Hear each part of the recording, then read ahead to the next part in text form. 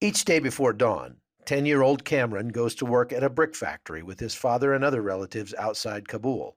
Like many Afghan children, school is a luxury his family can no longer afford. His father, Atikullah, supports his family of 8, plus other young family members and nephews. Signs of hardship are everywhere. Who's that?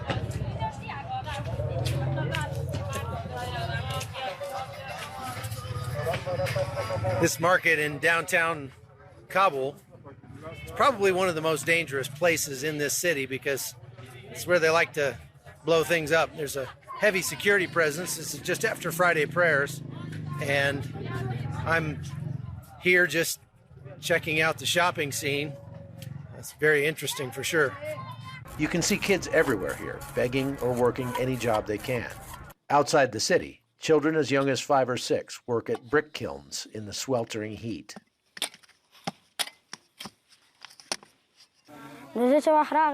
There was a time when my father was not able to earn enough money, and I had to leave school and start working with my father. So after I started working, I stopped going to school. Atikullah's family comes from a province where there's been heavy fighting and is a stronghold for both the Taliban and the Islamic State. Brick factory owners offer people here loans for basic necessities, forcing families to work them off during the summer months. Workers say a family of 10 can bring in an average of $12 to $18 a day. My children wake up in the morning right after prayers and they come here for work, so they don't have time for school. These days, if you don't work, you can't survive. A bag of wheat flour is around $18 in the market. So if we all don't work, we won't be able to afford the $18 to buy it. A UN report released last year shows more than 2 million Afghan children ages 6 to 14 are part of the workforce. Child labor laws are rarely enforced, especially in rural areas. Afghanistan's economy grew by only 2% last year, the slowest rate in South Asia. In addition to the lingering conflict and drought, Afghanistan is seen as among the most corrupt countries in the world. Much of the aid from the U.S. and other countries ends up in the hands of former warlords, who enjoy fortunes by living in gated compounds and cruising around in motorcades. This has led to widespread anger against elites here, leading to an increase in the ranks of the Taliban, which now controls about half the country.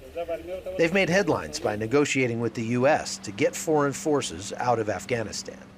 A World Bank report from July shows an agreement with the Taliban could bring back the economy by encouraging the return of capital and skilled workers from overseas, but only if the security situation improves. Shubham Chowdhury, the former World Bank country director for Afghanistan, says more than half his country can't meet their basic needs. $1 a day is what we estimated a person would need to satisfy their basic needs. And it turns out, unfortunately, that more than half the population lives on less than $1 a day. But even more, I think, striking was the fact that almost 3/4 of the population was close to that level.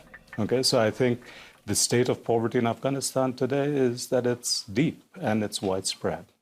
Jan Aga, a 65-year-old who works alongside Atikullah's family in the brick kilns, sees little hope for the future.